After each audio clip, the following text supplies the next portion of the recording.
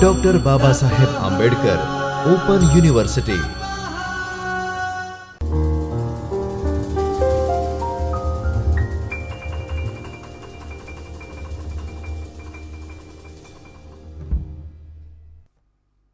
Namaste. I, Dr. Janma Vasavda, from Dr. Baba Saheb Ambedkar Open University's English Department, which is situated in Jyotirmay Parisar, Ahmedabad. Today, with the coordination and cooperation of Chaitanya Studio, I welcome you all.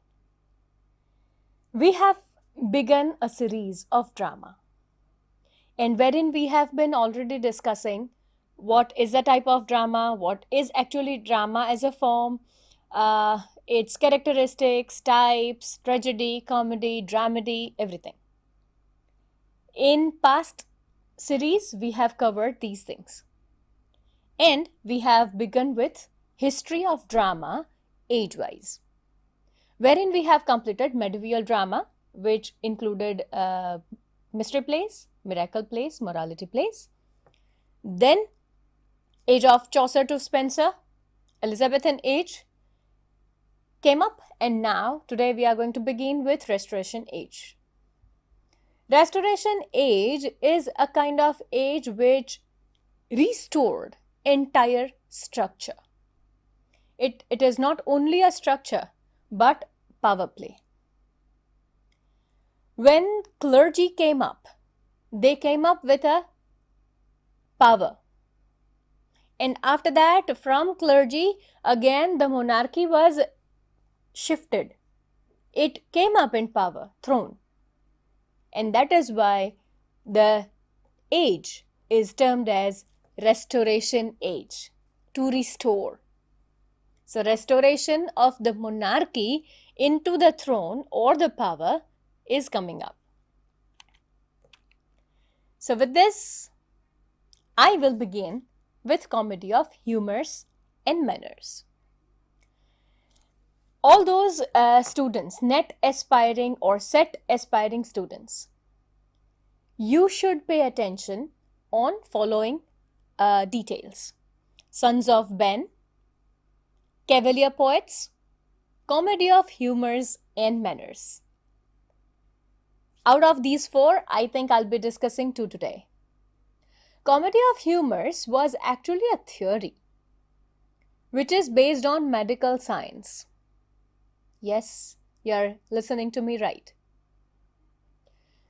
Our body, it is medically proven, it is a scientific fact that our body has 4 different liquids or elements.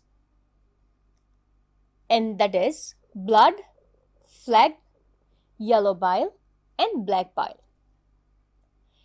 An excess of any of these was thought to produce temperaments like anger, happiness, mirth or melancholy. And any of the excess is associated with one of these factors, right? So Hippocrates was a Greek philosopher who found out the idea of 4 elements or liquid. All these 4 liquids have association with medical science. So it is not at all a kind of theory that has been developed only on the whims. It was based on medical science. Temperament and mood can be defined or determined by these 4. If a person remains more or less depressed, so the person has black bile more. The way Hamlet's Ophelia had black bile more, because she used to be always depressed, under depression, sad. So with this theory, Ben Jonson took up this theory further.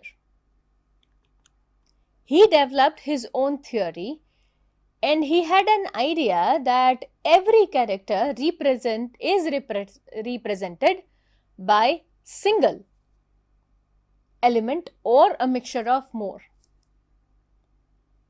And restoration of monarchy and end of the Dark Age. Here, aristocrats started writing about gentlemen, follies, ladies of high class. The culture gradually developed more. As it is said that if you control any spring, it's going to bounce at the earliest and with the mightier power. Same happened. Till this time, everything was banned. It was everything was under control. The power was not given to people. And because now they gain, comedy of manners comes into existence. Comedy of manners, which is witty, cerebral form of dramatic comedy that depicts and often satirizes the manners and affections of contemporary society which was at that point existing.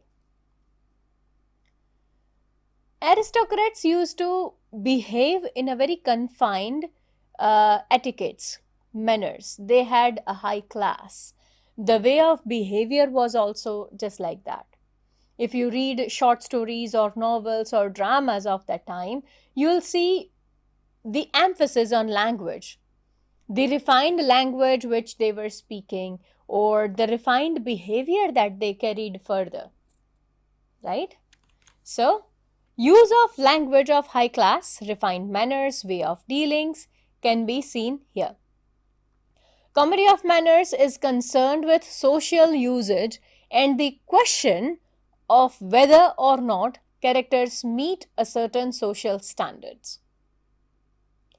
It was not against or vice versa or any of the theories discarding this or the other one.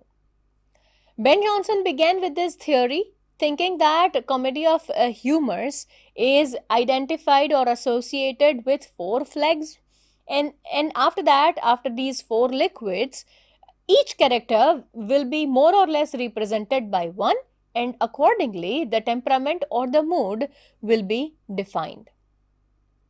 Now, 5 aristocrats started writing, and the major out of 5 was William Wycherley. These 5 aristocrats are there in front of you. The list is given already. So, Richard Sheridan, George Etheridge, Oliver Goldsmith, and this man. Etheridge actually published a lot of content. He satirized on society. He wrote a lot of details about how witty or folly incidences are happening in front. And then the examples are given here. These comedy of manners or the dramas that are known for its usage of comedy of manner are here in front. Jeremy attacked their place for the first time for having no morality. After a certain time, it was critiqued by these people. Samuel Johnson also didn't like it, saying that, okay, they do not have any morality, they are just acting out like rubbish and it is not worthy. But again, after a certain gap of years, Charles Lamb, William Hazlitt favored this type of comedy. So, if I have to conclude about these two, so I can say that comedy of humors and manners was a movement. It is not a type or it is not a major type that has influenced, but it was also a type where the variation was seen. Both contributed in its own way, and it didn't last forever. The effect wasn't long lasting. Then here again we come up with the age of Pope. Drama is almost blank. Here in this age, another revival happened in novel, poetry. Huge shifts were seen. Pamphlets started coming in. Essays started coming into picture.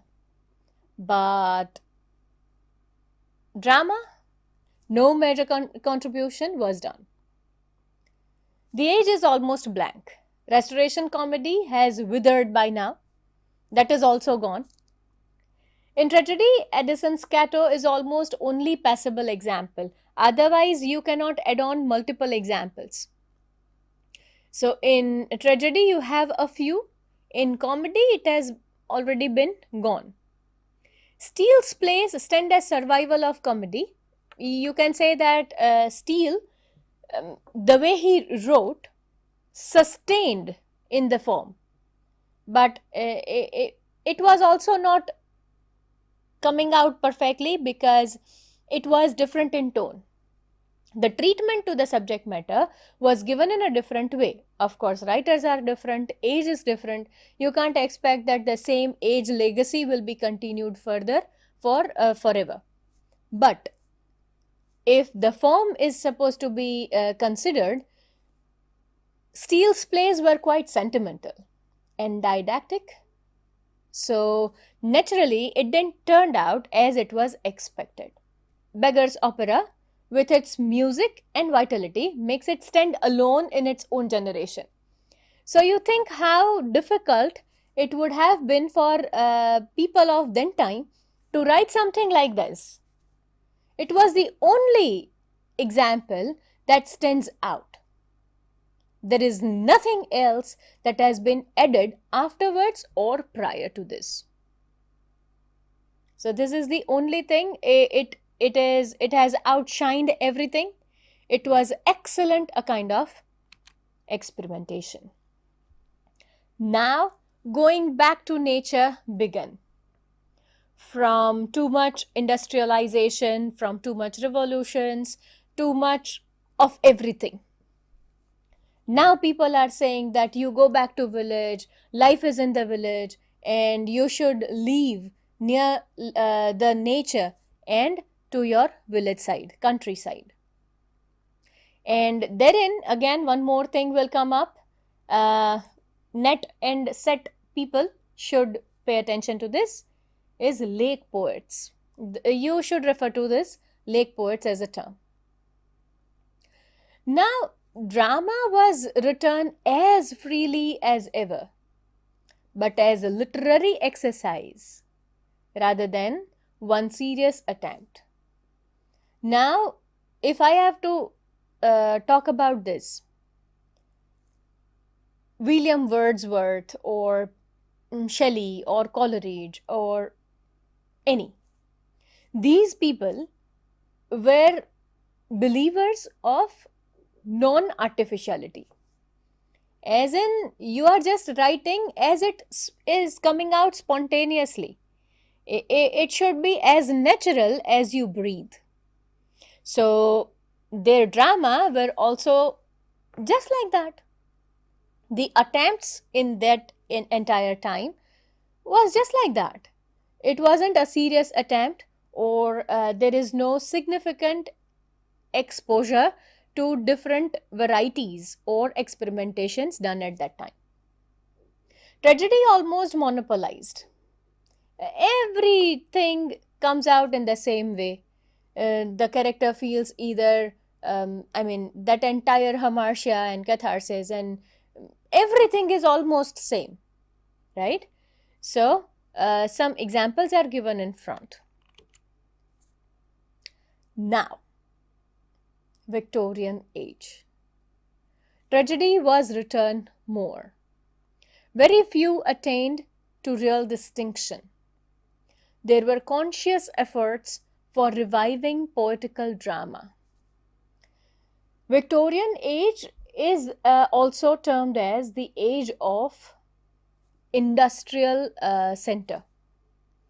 There were some poets who wrote about these industrial revolution.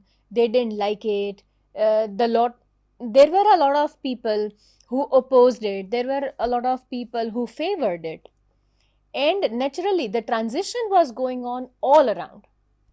And that is why Victorian age, you see lot of differences in opinion, in treatment, in theme, and at times you see that it is overdeveloped, it is overdone, as it happened in terms of Browning. Robert Browning, when he wrote earlier, it was quite great, but afterwards he overdeveloped his style, and it turned out as a weird experimentation.